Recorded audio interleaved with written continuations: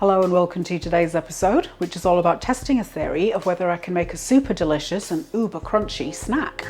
When I was editing the shepherd's pie video a couple of weeks ago, my mind started fixating on that crunchy topping. If you haven't seen the video, I'll link to it in the description. I made like a not shepherd's pie, vegan shepherd's pie, topped it with cheesy polenta. This is polenta, it's coarsely ground corn. So I used that instead of mashed potato on top and then baked it in the oven. The top of it went really crunchy and crisp. And then as I was trying to edit, my brain kept going, oh, but we could use that. We could do something fun with that. So I need to get the idea out of my brain and into my pan, otherwise it's going to keep haunting me. It should be fairly simple to make. It's just going to be a question of how long it needs in the oven, because there's going to be sort of a payoff between getting a high enough temperature to dry it out into a cracker, but then not too high that it goes really dark. So yeah, it's going to be a bit intuitive with the guesswork. The body of the snack itself is going to be 4 ingredients. Be polenta, oat milk, water and a touch of salt, just for a bit of flavour. When I make polenta as a dish on its own, like a side dish, I put butter in there, like some vegan butter, but I'm going to put flavourings on the top of it. I'm going to get those to stick on with some melted butter.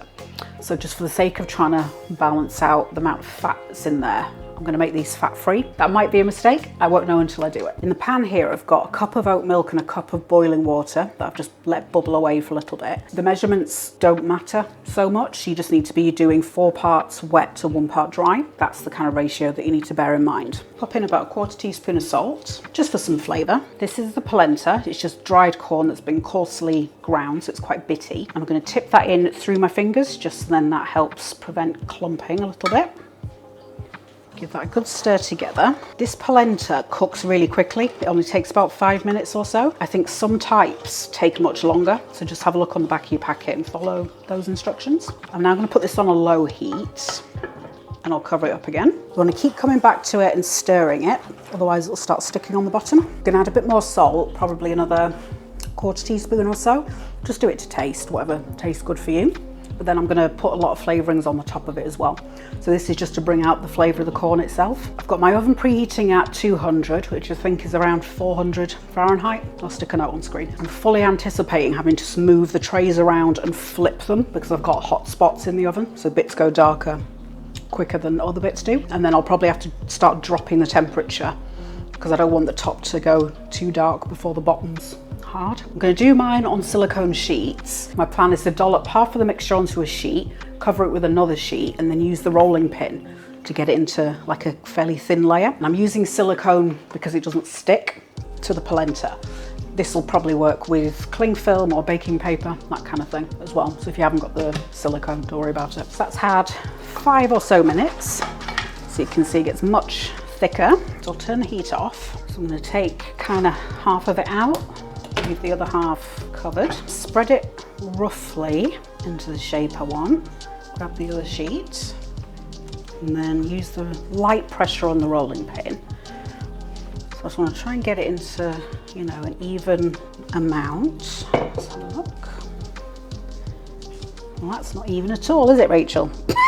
So I need to go a little bit thinner there. I don't know if you're going to be able to see wonderfully well, but it's 3-4 mils deep. And then I'm going to use a pizza wheel, I think, just for speed. And if you're using a pizza wheel on silicone, just be gentle. Don't push down too much because I've gone straight through one of mine. Obviously equal would be better, but do what you want. You could do them in very long, thin strips as well, I think. That should be fine. Just going to slide this onto a baking sheet, just then it's easier to get in and out of the oven. And I'll do the other half of the mixture. I've put that on the middle shelf. My camera's struggling to focus because of all the little dots on the glass. And then the one I'm about to do will go on the top shelf. Setting my timer for 5 minutes because I do need to keep an eye on this just to make sure nothing burns, especially on that top shelf. Onto the seasoning mixtures to go on top. The first flavouring I'm going to use is a bit of a cheat. I had a big jar of smoky almonds from Costco, and that's all of the sort of seasoning powder that was at the bottom. So I can't tell you how to make this one. But I imagine it's probably things like onion powder, garlic powder, somehow smoke flavour. Maybe they made a paste with liquid smoke and the other bits and then dried it and powdered it that way. It's a bit like dry roasted peanuts. It's that flavour, but then smoky. So yeah, easy enough to approximate it. The second is also a cheat.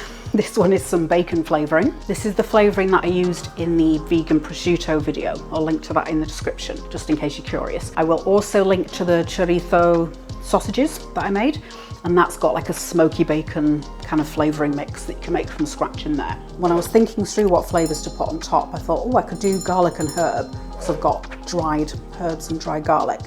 And then thought maybe I could see if I can get hold of some tomato powder and then do like an Italian herbs and tomato. I went online and managed to find this at Amazon. You'll be able to get it on eBay, all sorts of different places will have it. Fairly cheap, relatively speaking. I think that was £4 or £5 maybe for 50 grams. It's not too bad, and it's quite an intense flavour, so I think I'm only going to need, you know, maybe half a teaspoon, something like that. First time has gone off, so let's have a quick check. This is the second lot I did that was up on the top shelf. So yeah, I think the idea is working. So this was on the lower shelf and it is starting to burn a little bit right on the edges. And then this one has puffed. Don't know how well that'll pick out on camera, but yeah, that's gone like a puffy wee snack. So I'm actually going to pull that out and let it cool down and see how we're getting on. I'm going to drop the temperature, I think, to 190. Just to be on the safe side. The mixed herbs are quite big, so I think I'm just going to bash them down in the pestle and mortar a little bit. So I'm going to do half a teaspoon of the mixed herbs. I'm going to pop in a quarter teaspoon of onion powder, half a teaspoon of garlic powder. I'll start with a quarter teaspoon of the tomato powder. And I might pop a bit of salt in as well. It's a little pinch. And then just give that a crush together. And these seasoning mixtures all work just as well on popcorn as well, if you're into that kind of thing, which I very much am. Did like a smoky bacon, cheesy kind of flavouring on the popcorn that I did for the corn chowder. I'll stick that link in the description as well for you. Give this a check and adjust. I'm going to do another quarter teaspoon of the tomato, and I think we're there. Tip this into a little dish and then it's ready to go. And let's have a look at the polenta. That's the top one again. So the top of it is starting to harden a tiny bit. So I think I'm going to have to probably now start dropping the temperature more drastically, maybe 160. But here, this was a really thin one. That's exactly what I'm after. Perfect. Tuck that back in. We'll have a look at the other one. I think these must have been a bit thicker than the other ones, but that's okay. But yeah, it's interesting. You get some that puff up. What I think is happening here is there's a buildup of steam inside, and then I guess maybe the cellulose that's in corn has created a barrier that the steam can't escape through. So it's kind of poof. For the last topping, I'm gonna have a go at making like a vegan substitute for Parmesan, like grated Parmesan cheese. You know, like the stuff you get in a cardboard tube. I've seen people talk about it, and I think I might have watched a video about it ages ago, and I don't know why I haven't tried it yet, but I'm gonna do it today. I've got a handful of cashew nuts. These are raw, they've not been roasted or anything. You could possibly use toasted ones or like shop bought ones that are toasted and salted, but that might start affecting the flavour. Like it might detract a bit from the cheesiness. It's worth a shot. I'm going to grind everything up in a coffee grinder because I'm lazy. You can do it in the pestle and mortar as well, that's fine, but I want it quite fine. So pour the cashews in. I'm going to start with half a teaspoon of nutritional yeast, a little pinch of salt. You can always add more in. Do a small pinch of garlic powder, quarter teaspoon of onion powder. Lid on and give that a blast. Because cashews are really fatty, you just need to be a bit careful because you can end up making butter accidentally. I'm going to pull everything out of the grinder and then I can tweak it in a bowl. There you can see these bits. The friction of the grinder makes it hot, so then it starts clumping together. Do another pinch of nooch. I'm just rubbing it between my fingers to break it down a bit. Maybe a touch more onion powder. I'm going to use a pinch of MSG as well, just to really kick up that umami goodness. Oh wow, that's amazing. Okay, so that's all ready to be sprinkled. Pull out the crackers and have a look. So they probably had another 7-8 minutes. Yeah, that's looking good. I'm going to try and find a thick piece. I'm going to take that out and put it to the side, and then I can gauge what it's like as it cools. And I'm going to drop the temperature to 120. So that's the underneath side, that's the ones that went in first. See, parts of it are getting very dark, which isn't necessarily what I wanted. That's very pliable. I'm wondering whether to go at 100 even, because now really all I need it to do is dry out. I think going at 200 was a mistake. Instinct was saying to go lower, but then I thought maybe you won't get the same kind of crunch on top. So yeah, I'd go maybe 140, something like that. It's gonna you know, massively extend the amount of cooking time. What I had thought about doing was trying to get 2 sheets vertically onto each shelf, because then I could have gone a bit thinner, but I didn't, I forgot. And they're super crunchy. Oh wow, even though it was quite dark, the flavour's not massively different from the other two. I've measured out a couple tablespoons of vegan butter, and then once the crackers are almost ready, I'll microwave that to melt it. Time to pull the crackers out and start coating them. They've been in, I think, 40 minutes at 100 degrees. This won't be so relevant though, because you're not going to do it at 200 to start with, are you? When I take a piece straight out the oven, they're still a little bit soft, but then after leaving it on the side for a few minutes, it does set almost completely hard. So I think I'll put the coating on and put them back in the oven, and then in half an hour or so come back, and then the residual heat in the oven will just finish up that last bit of crisping. I think I'll do the first tray, which is the one that's kind of in the middle. We'll do that first. I'm going to do half on each, and I think I'll do bacon and smoky, because that's smoky bacon. So if I get a little bit of drift, it's fine. This is going to be a bit awkward to put the seasoning on because they're all kind of scattered, which I didn't really think of. But I think trying to cut them after you've baked it is going to be problematic as well. I think it's got pros and cons. I don't know, once everything's set on top, you could then maybe try and slice it that way. I've got the melted vegan butter all ready to go. I'm going to try using the sieve, because otherwise it's going to be very clumpy if I just do it by hand. So if I pick one up, it's got a slight bit of bend to it, but then as it dries, I think that'll be, you know, as it cools down in the oven, I think that'll be fine. Then I'm going to brush the butter on. You really only want the lightest touch with the butter, she says, slathering it on. So let's do the smoky one. This isn't nearly as even as I'd hoped, but it's fine. And then the bacon ones. I think leaving the fat out of the polenta mixture itself was the way to go, because otherwise it might have been really greasy, you know, having butter in it and on it. And I'll tuck these back in and swap them over. So I think I'll do these. Tomato. I think I'm just going to do it by hand. So going with the tomato, garlic and herb. And then finally onto the cheesy ones. Yes, this is going to be much easier to do. I must not have gone through these as deeply as I did on the other batch. So yeah, perhaps just lightly score it with the pizza wheel or knife, whatever you're using, so that it stays joined, but then you can break it once they're all hard. Now this cheesy mixture is clumping quite badly, and I'm not sure how to remedy that. And what I might do on these as well is just pat it down a little bit, patting it with another spatula just to get it lodged into the butter. Pop those in. So I'll give these half an hour or so, just kind of doing their thing in that residual heat, and then we'll do some eating.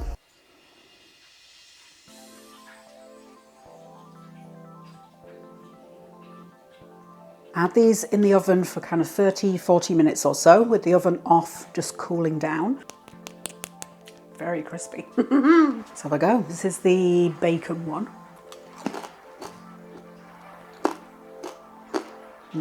They're a bit like a tortilla, but crunchier. Whereas a tortilla falls apart quite easily. They've got, oh, it's a good workout for your back teeth, but in a really nice way. This is one of the kind of smoky ones, and it's puffed up. Hopefully you can kind of pick that up on camera.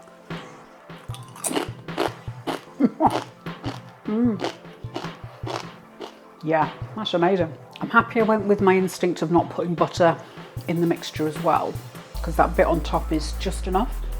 Otherwise, I think it'd be, for me personally, it'd be overwhelmingly fatty. Can you tell I'm working my way up to the cheese one? The tomato, garlic and herb mixture seems to have worked really well.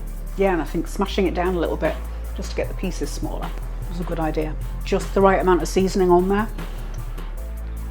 Sometimes I find with snacks they can be a bit overwhelming. Little cheese ones, everything's sticking on there, it's not falling off.